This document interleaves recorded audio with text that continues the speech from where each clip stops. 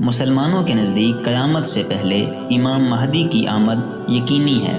ہر تھوڑے عرصے بعد سننے میں آتا ہے کہ امام مہدی کا ظہور ہو گیا ہے اور فلاں شخص امام مہدی ہے۔ کچھ کمزور ایمان اور کم علم لوگ اس دعوے کو سچا مانتے ہوئے اس بندے کے پیچھے لگ جاتے ہیں، حالانکہ تاریخ اور حدیث کی کتابوں میں امام مہدی کے حوالے سے مکمل معلومات اور امام مہدی کے ظہور کی علامات موجود ہیں۔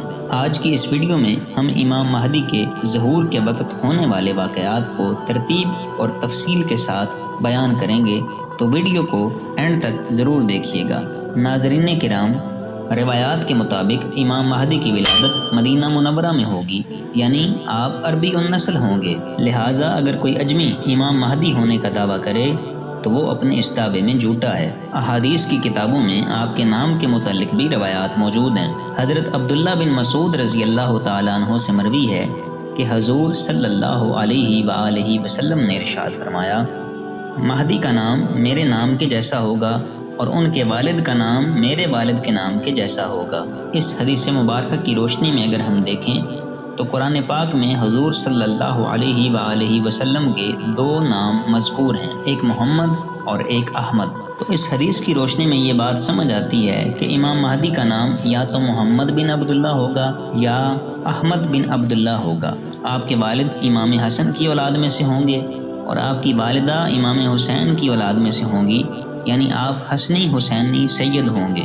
ملا علی قاری نے یہاں ایک خوبصورت بات بیان کی ہے کہ ابراہیم علیہ السلام کو اللہ تعالیٰ نے دو بیٹے دیے تھے، حضرت اسماعیل علیہ السلام اور حضرت اسحاق علیہ السلام۔ حضرت اسحاق علیہ السلام کی اولاد میں بہت زیادہ انبیاء تشریف لے کے آئے، جبکہ اسماعیل علیہ السلام کی اولاد میں صرف حضور صلی اللہ علیہ وآلہ وسلم کی تشریف آوری ہوئی، اور آپ صلی اللہ علیہ وآلہ وسلم کی تشریف آوری اولاد اسماعیل کے لیے عزت اور شرف کا باعث ہے، کیونکہ آپ خاتم الانبیاء ہیں اور آپ کے بعد کوئی نبی نہیں آئے گا۔ اسی طرح اکثر ائمہ اور اولیاء امام حسین کی اولاد میں سے ہیں، تو مناسب یہی تھا کہ امام حسن کی اولاد میں سے ایک ایسا شخص ہو جو خاتم الاولیاء قرار پائے اور ان کے بعد کوئی ولی نہ ہو۔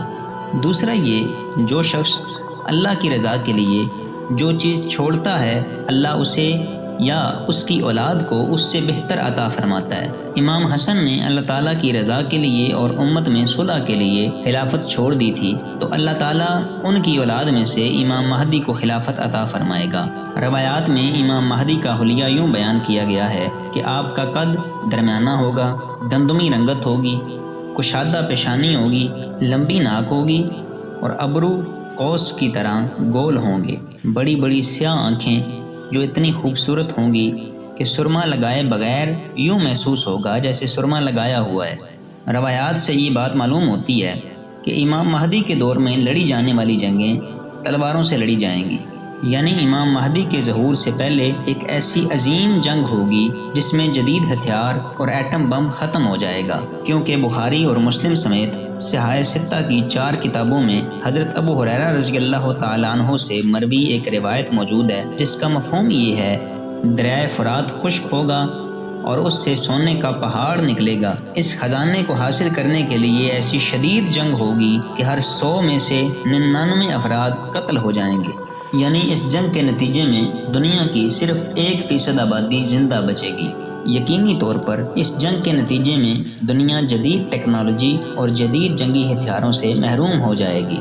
جس سال امام مہدی کا ظہور ہوگا اس سال ایک ایسا واقعہ ہوگا جو دنیا کی تاریخ میں آج تک نہیں ہوا، اور ماہرین فلکیات کے نزدیک یہ ایک ناممکن کام ہے۔ جس سال امام مہدی کا ظہور ہوگا اس سال رمضان المبارک کی پہلی رات کے چاند کو گرہن لگے گا اور 15 رمضان کو سورج کو گرہن لگے گا۔ ماہرین فلکیات کے نزدیک یکم کے چاند کو گرہن لگنا ناممکن ہے، لیکن ہمارا ایمان اور عقیدہ یہ ہے کہ اللہ تعالیٰ ہر چیز پر قادر ہے۔ ہو سکتا ہے کہ چاند کو گرہن زمین کی وجہ سے لگے، یا کوئی اور ستارہ یا سیارہ زمین اور چاند کے درمیان آ جائے جس کی وجہ سے چاند مکمل دکھائی نہ دے اور یوں محسوس ہو کہ اسے گرہن لگی ہوئی ہے۔ ان دنوں میں ہی سفیانی فتنہ عروج پر ہوگا۔ یہ سفیانی فتنہ بھی امام مہدی کے ظہور سے پہلے کی ایک اہم نشانی ہے۔ سفیانی فتنہ یہ ہے کہ صحابی رسول حضرت ابو سفیان کی اولاد میں سے ایک شخص کو خواب دکھایا جائے گا اور اس سے کہا جائے گا کہ اٹھ کر خروج کرو۔ 2 دن تک اسے یہ خواب آئے گا لیکن وہ اس خواب کی طرف توجہ نہیں کرے گا۔ تیسرے روز اسے خواب آئے گا اور کہا جائے گا کہ اٹھ کے خروج کرو اور دیکھو تمہارے دروازے پر کون ہے۔ اس کے دروازے پر 9 افراد ہوں گے اور وہ اس سے کہیں گے کہ ہم تمہارے ساتھی ہیں، چنانچہ وہ ان کے ساتھ خروج کرے گا۔ اس سفیانی فتنے کا خروج دمشق کی ایک وادی سے ہوگا۔ یہ ترک اور روم سمیت کئی علاقے فتح کرے گا اور زمین پر ظلم اور فساد بپا کر دے گا، یہاں تک کہ حاملہ عورتوں کے پیٹ چاک کر کے بچوں کو نکال کے قتل کر دے گا۔ بغداد میں 1 لاکھ اور کوفہ میں 60,000 سے زائد آدمیوں کو قتل کر دے گا، عورتوں اور بچوں کو قیدی بنا لے گا۔ یہ ایک لشکر مکہ المکرمہ اور مدینہ المنورہ کی طرف بھی بھیجے گا۔ مکہ کا گورنر قتل ہو جائے گا۔ اس سال حج کا امیر کوئی نہیں ہوگا، لوگ بغیر امیر کے حج کریں گے۔ جب حاجی مینا میں پہنچیں گے تو کسی بات پہ جھگڑا ہوگا اور بہت زیادہ خون ریزی ہوگی۔ اسی دوران پوری دنیا سے 7 بڑے علماء بغیر کسی سابقہ تیاری کے مکہ المکرمہ پہنچیں گے۔ یہ علماء مکہ میں جمع ہو کے جب ایک دوسرے سے دریافت کریں گے کہ تم کیوں آئے ہو، تو ہر ایک کا یہی جواب ہوگا کہ ہم اس آدمی کی تلاش میں آئے ہیں جس کے ہاتھ پر فتنے ختم ہوں گے اور قسطنطنیہ فتح ہوگا۔ یہ 7 علماء امام مہدی کی تلاش میں مکہ سے مدینہ اور مدینہ سے مکہ 3 چکر لگائیں گے اور تیسرے چکر میں امام مہدی کو مکہ مکرمہ میں حجر اسود کے پاس پا لیں گے۔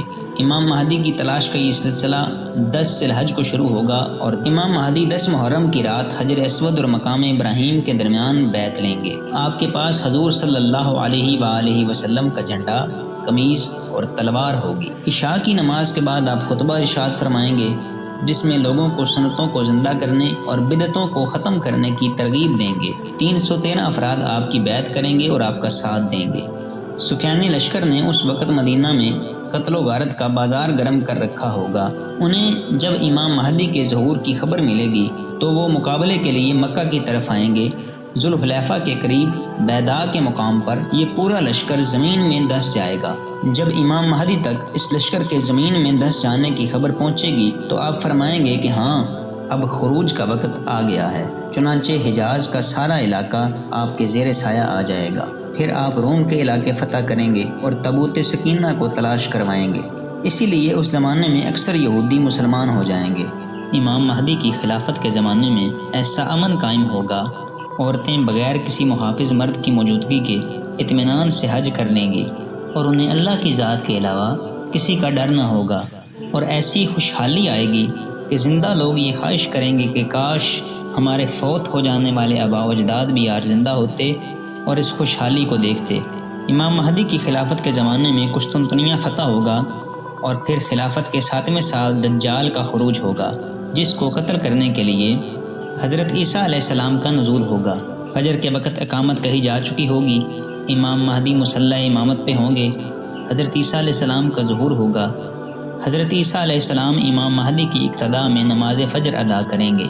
حضرت عیسیٰ علیہ السلام دجال کو قتل کریں گے اور پھر امام مہدی حضرت عیسیٰ کی معیت میں تقریباً 2 سال گزاریں گے۔ 49 سال کی عمر میں آپ کا وصال ہو جائے گا۔ حضرت عیسیٰ علیہ السلام آپ کی نماز جنازہ پڑھائیں گے اور بیت المقدس میں آپ کی تدفین ہوگی۔ اگر یہ معلوماتی ویڈیو آپ کو پسند آئی ہے تو ویڈیو کو لائک کر کے دوستوں کے ساتھ شیئر ضرور کیجیے گا۔ ملتے ہیں اگلی ویڈیو میں۔